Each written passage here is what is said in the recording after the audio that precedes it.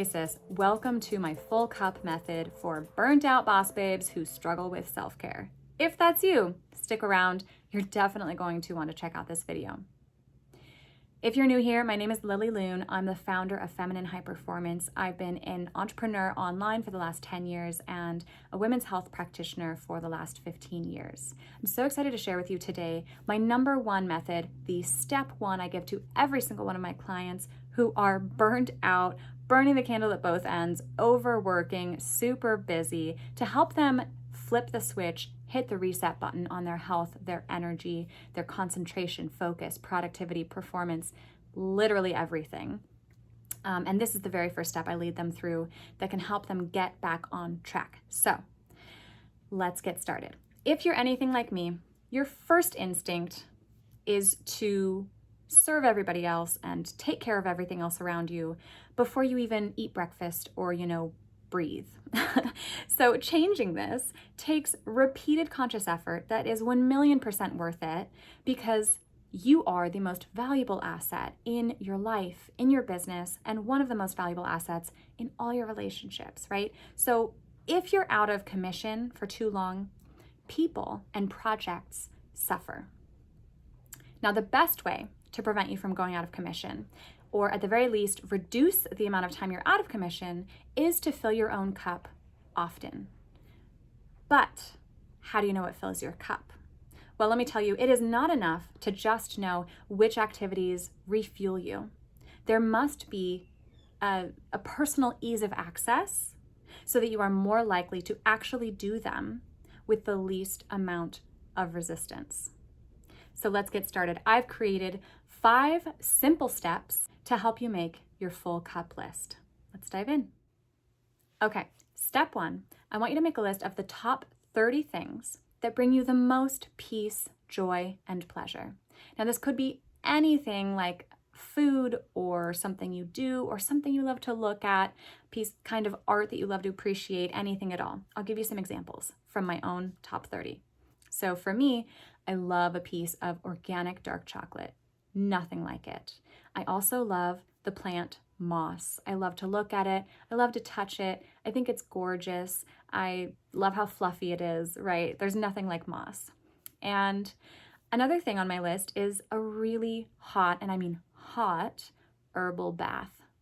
I love how it relaxes my muscles, everything, my mind. It's just amazing. So pause this video, go ahead and write your top 15 to 50 things that bring you the most peace, joy, and pleasure in your life experience.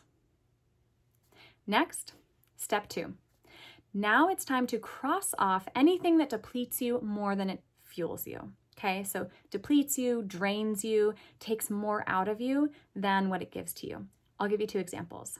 A night of excessive drinking.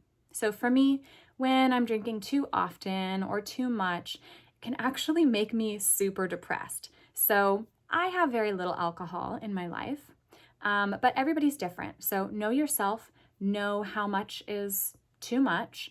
And so maybe if a night out drinking with your friends leaves you with a hangover in the morning and kind of unable to work, or brings your mood down for a couple of days, maybe that is something that you cross off that depletes you or drains you more than it fills you up, okay? But you can also get creative with that. Maybe you cap it at 1 drink when you go out with friends, right? So get creative.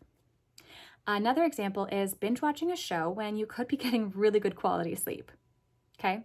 So these are just a couple examples, but it's up to you to really know yourself and know what is going to drain you more than it fills you. Step 3, underline the things that are the most efficient and effective at filling you up when you feel empty. The most efficient and effective at filling you up when you're empty. Now, everything you've crossed off in the previous step, leave that alone. We're not touching it. That stays off the list, okay? So after you have underlined each thing that is the most efficient and effective at filling you up when you're empty, then we'll move on to step 4. Go ahead and pause. All right, step 4, I want you to put a star next to each thing that you are the most likely to actually do when you feel stressed. So I'll give you a hint. If it's really hard for you to go to the gym or go to yoga when you feel stressed out or overwhelmed, don't put a star next to it. It's not one of the items that gets a star, okay?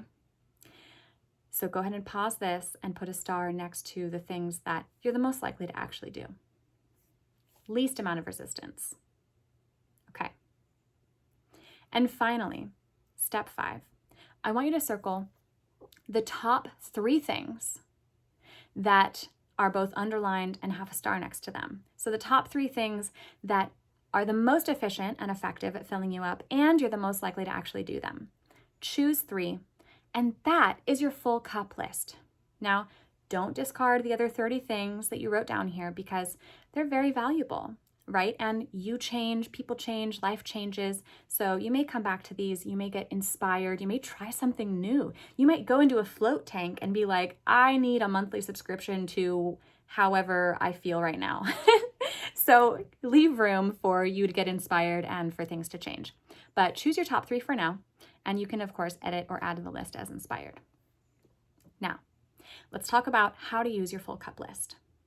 Whenever you feel overwhelmed, ungrounded, disconnected from yourself, or otherwise out of alignment with how you'd like to show up in your day, your life, your work, relationships, choose something on your full cup list to help you recenter and connect with yourself in the present moment, to engage your senses fully and enjoy yourself, okay?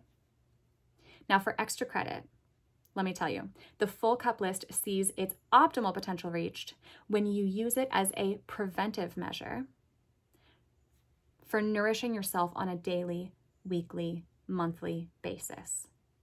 Often, more often, way more often. Now, how this looks is up to you. Some activities like, for instance, an Epsom salt bath may be easy enough for you to do once a week, but not so easy for you to accomplish daily, or you might not want to take a bath every day, okay? Now, you choose how to schedule, how to organize your full cup list activities.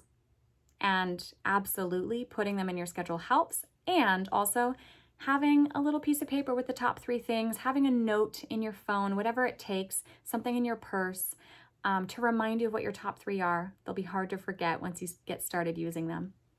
But I recommend choosing one activity each day, and whether that is the same activity or you switch it up is totally up to you. You can also work up to having multiple full cup activities each day. For example, before you start your day, fill your cup. After your 2 p.m. slump or before a major shift in activity, fill your cup. Before you fall asleep, even if you're really tired, fill your cup. Now, that is the ideal, but start small. Even if you just find one time each day or each week to fill your cup, such as when you feel the most drained, stressed, anxious, you are literally doing 10 times better than most humans. Great job making your full cup list. Now go out in the world and please let me know how this has affected you a day in, a week in, a month in. You've got this. See you around, sis.